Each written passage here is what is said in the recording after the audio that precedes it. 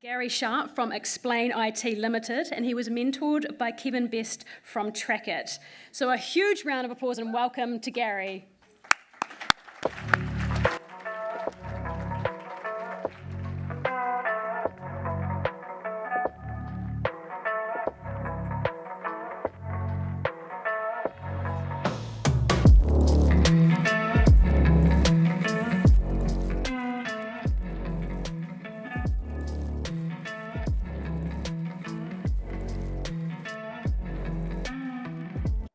Kia ora and welcome. Maths gets probably the worst possible voice in the media and in general conversation. It's always seen as the ugly sister of the whole education system. So, we look at different profiles for mathematics and work with mathematics right through the school years, and we find that continually mathematics is highly polarising. You either love it or you hate it. Perhaps not even love it. You persevere with it or you hate it. And global statistics sure as hell support that. If we look at the lower end of the continuum, or the most challenged end of the continuum for mathematics, we find dyscalculia. And dyscalculia is rather loosely described as dyslexia with numbers. And it's not a very good description, but let's just go with it anyway. But if we look at the other neurodiversity, like dyslexia, we find that dyscalculia and dyslexia both share similar population percentages. So it is in no way a poor relation of dyslexia. So add to that blender the global stats for maths anxiety, and we're starting to get some pretty eye-watering numbers. Throw in there, if you want a bit of cream on top, the social discourse about working with mathematics, when, hey, you must be smart, you're good at mathematics, so therefore the opposite also takes effect, then we've got some real issues here. And sadly, few resources and few assistances for people that struggle with maths or are challenged by maths and numbers, not only in their education system, but in their vocational and in the home. So we haven't got a magic wand, and I don't think anybody has, and we certainly maintain that we don't profess to have any sort of magic wand for number challenges. But what we've developed is a series of tools and resources that limit the impact of maths anxiety, dyscalculia, and general maths hatred on the population. We've been working alongside MOE in designing our Working with Numbers Mathematics Screener, and that is starting to be, we've trialled that and it's continuing to work on trialling that, and so far the data is very, very encouraging. We obviously need to know where someone is today before we can help them tomorrow. So linked to our Working with Numbers Screener is our report system, our maths packs, and a mentoring facility as well. And throwing on top of that, another tool we developed is DysCalculator. And DysCalculator has grown a life of its own across the planet. And it's been likened to a game changer, not our words, but words from the other side of the planet, where this is a real game changer. So these tools we've developed aren't used in isolation. We can sell them or use them in isolation, but we can also then tailor packages regarding different levels of maths anxiety or dyscalculia. So we can tailor the package to the learner or to the person that's requiring some assistance. So the market is absolutely awash with calculators, and they vary in complexity, but one of the things you'll notice looking at those calculators is they're all laid out exactly the same. And if you have a problem with numbers and engaging with numbers, this is a nightmare. So we've looked at various layouts, and that's been a long part of our journey. So we're not actually competing with these type of calculators on a maths profile, for want of a better term. What we're looking at is looking at the human element or the user interface with the calculator. We need the calculator to be able to work with the person rather than against.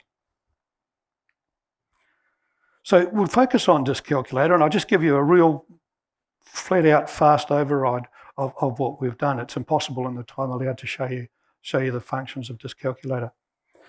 Currently, it's available on a web-based version and an Android version. You'll notice straight away the layout may look kind of different. What we're going for is simplicity here. You'll notice on the first row, we have an ascending number line from 0 to 9, not like a computer keyboard that has 1 to 9 to 0, and not like the keyboards on those prior calculators that start at the number 7, for God's sakes. On the second row, you'll see, and you might still have red knuckles from school, the BODMAS system, where we used to have BODMAS, BEDMAS. That is laid out on the second row of the DysCalculator. So we're trying to integrate into DysCalculator help and assistance in remembering different operations. You see on the bottom row there's some function keys, including time calculations. Very, very important for dyscalculia and dyscalculics to have the ability to navigate time, which is one of the major global symptoms of dyscalculia. Also in DysCalculator, we have what we call pictographs. So we can see pictures of different inputs and outputs from DysCalculator. You can see there, you've got a little picture of what those fractions look like. And also now we go on to how did it get that answer picture? And you can see there.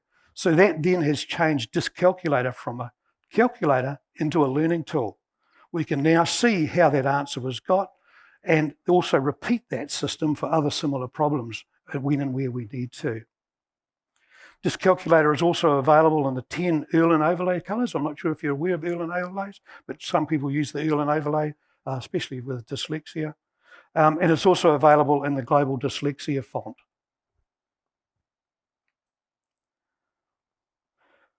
It's rather nice to wake up in the mornings and read some of these things that come into us. This particular one I chose because not only the lovely message about the mother's daughter, but also the Welsh Exam Board now allowing DysCalculator into their exams. That's something we're fighting with across the planet at the moment, of how we can do that and get DysCalculator usable with the anti-cell phone thing in schools and all that sort of stuff. We're working on that problem at the moment. Growth strategy, it's more like where we've come from, really, not where we're going, but currently, in the 12 months we've had the web-based version of DysCalculator available, we've had just over 8,900 downloads and users of that product. In the last 6 weeks, we got the Android version available, and we've just had 50 plus. I think we sit at 53 downloads at the moment for the Android-based version. And all this is done without any marketing whatsoever. It's just been put on our website, and we've stood back and watched, basically. What's next for us?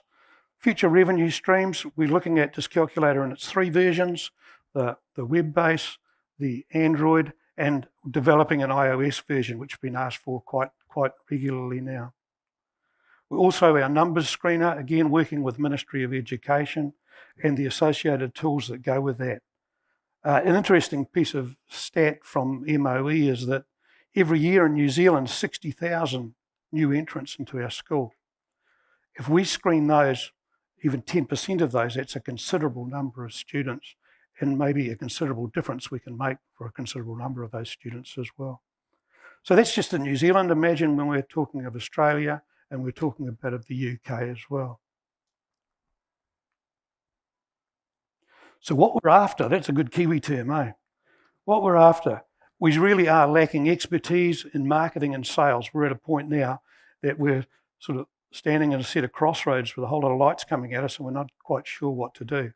So we're really after some expertise in those fields and some guidance in those fields. We're after some investment, if possible, please, to help us build the iOS version. Plus, we've also had demands or requests from across the world to put additional languages into DysCalculator. Currently, it's available in English, Te Reo Māori, and German. And we've had requests, for example, for Japanese, for Spanish, for Mandarin.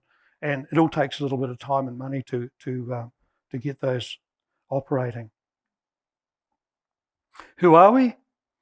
Well, sadly, I bring too many years, I think, of research and study into dyscalculia and maths anxiety. Michael, who's currently doing it really tough in Queenstown, where he's been doing a educational presentation today. So hi, Michael, great to see you, man. Michael brings his German efficiency to us as our project manager. Philip is, I cannot praise him high enough, as an absolute mastermind of coding.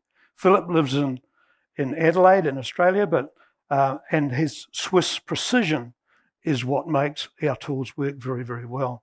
So hi to Philip, just telling me that before or earlier that he had school duty and it's 2.5 hours behind, so he just about got home by now. Keitha we claim as our mothership. I think everyone needs a mothership.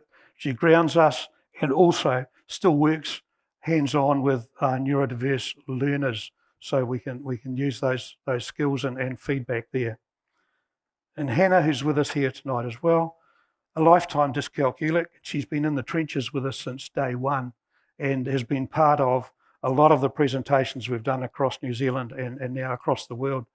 I was saying to someone earlier this evening, when we've done presentations together, when we've finished, there's usually a scrum around Hannah as people want to ask her how she's got on, what she's doing, and how she's making out now. So that's our little team. 3 Kiwis, a German, and a Swiss. So thank you so much for your time. And I've got to single out, please, thank you so much to Steph and to Kevin and the Venture Taranaki team for putting up with us and being patient with us, I think, more than anything, throughout this journey. And I'd like to leave you with a couple of messages from colleagues of ours. Thank you.